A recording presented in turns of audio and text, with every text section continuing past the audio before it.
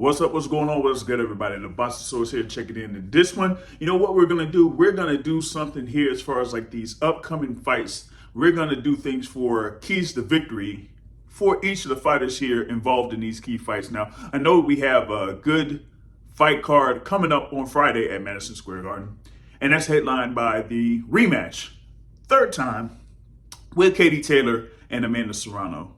Of course, this is going to be for the undisputed super lightweight titles. And as I mentioned there, with this being the third time, and of course with their second bout being an absolute classic, that's what it looks like we're going to have here for this third bout. But you'll want to see about showing what could be the keys to victory for both Katie Taylor and Amanda Serrano.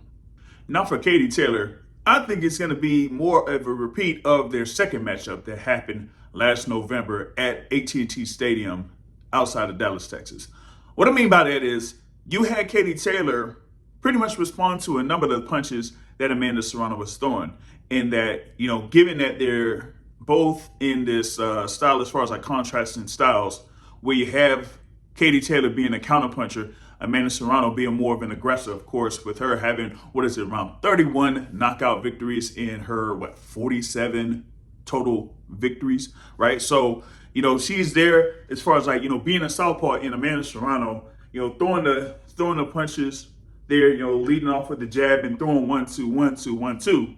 But you see in the second bout that they had there last year, that Katie Taylor was responding with the counters, you know, whether it's left to right, right to left, countering, and being able to show like more noticeable punches landed on Amanda Serrano in comparison to what Amanda Serrano was doing to Katie Taylor. So with Katie Taylor it's more about, you know, just seeing if she had the guard up, because she's going to be looking to see if Amanda Serrano is coming in from the southpaw stance. Like, you know, if you see me here, of course, this is my left hand. So you're going to see like Amanda Serrano be like throwing the punches, but you're going to have Katie Taylor there off with the lead foot as a left foot, you know, just seeing here about, you know, trying to look.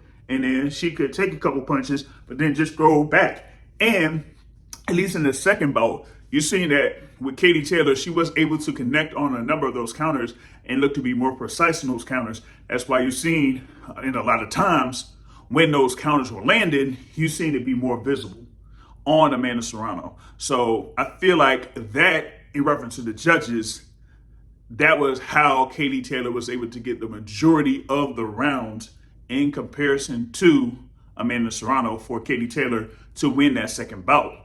And I think it's going to be the same formula here for Katie Taylor in order for her to get the victory over Amanda Serrano. Now, on the flip side, Amanda Serrano is there as the aggressor, but as they say within boxing, as far as like scoring is concerned, one of the key things is effective aggression, right?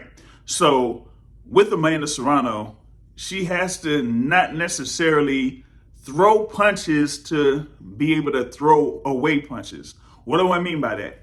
In that, if you're throwing a jab, you're not just throwing a jab just to put your arm out there. You got to make sure that it has like some type of effect, so that even if it gets blocked, that it has some type of effect on the hand that's blocking it, that it moves it back. Because you could have something too where if you have Katie Taylor like this, and you could throw the punch there with the southpaw stance, so you're going to have Amanda Serrano there with the right jab. It's one thing to, you know, like throw 1, 2, 3, almost like you're doing drills, 1, 2, 3. But if you go like try to put more emphasis on it and put more snap in the jab initially, you could have it to the point where, say for example, if you're within range and you could snap the jab, if Katie Taylor is like on a high guard, you could potentially have it to the point where the jab is forceful enough to move one of the arms that's guarding and drop that guard, and then be able to come across with the left hand.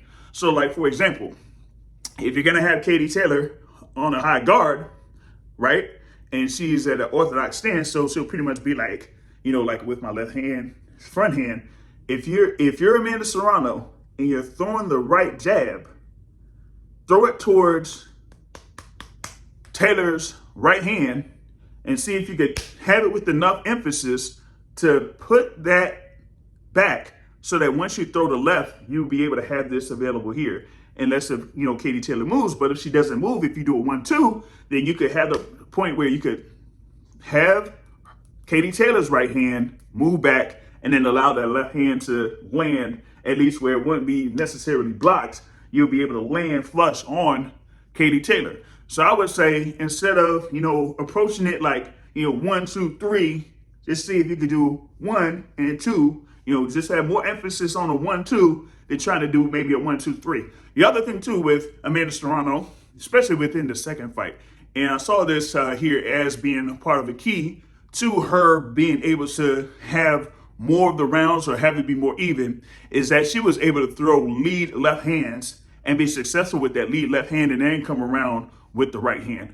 But I would want to see actually her kind of mix that up with the lead left, not only going upstairs, but going to the body with it, so that, you give Katie Taylor different looks at, okay, yeah, she's going upstairs with the lead left, but then another time she's going downstairs. So it's like you have to guess as to where that lead left hand is going. So I think with Amanda Serrano, first, be more forceful with your right jab. That way you'll be able to have a little bit more success with the left hand, or at least I would say so. And then the other thing is mix up the left hand leads to where it goes upstairs, downstairs. Because I know that, she was being successful with the uppercut at times in the second fight.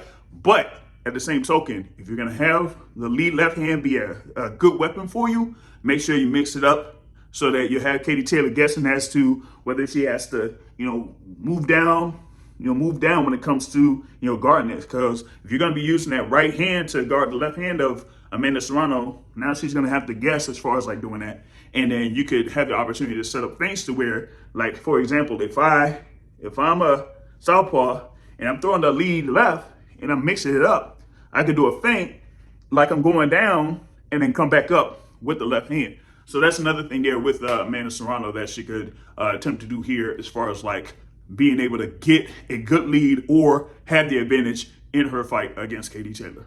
So that shows here what the keys to victory are for both sides. I know we had like a little bit of a explanation there for Katie Taylor and something, a little more detail when it came to Amanda Serrano, but it's more about, for Amanda Serrano to make those proper adjustments, at least on my side, from the second fight to this fight. In the first fight, I felt like Amanda Serrano really had Katie Taylor there for a little bit of a loop, but it just ended up that she didn't get the decision on that part. And then in the second fight, given the styles and given that Katie Taylor kind of like leans forward a lot, that's why you've seen a lot of those head clashes happen in the second fight. That for me, she has to be a little bit more careful with that, be a little more stationary, because at times when you lean forward, you could leave yourself open to uppercuts too. So that's another thing that Katie Taylor will have to watch out for in this bout at Madison Square Garden on Friday night, live on Netflix. So you'll be able to catch that. But that's what I got. Keys to victory: Katie Taylor, Amanda Serrano, Friday night, Madison Square Garden. Share your thoughts. Who you think may win this fight? And also, if you agree or disagree with those keys that I pointed out here for both of these fighters. And with that being said, that's it from the Boxing Source. I'll catch y'all later. Peace out.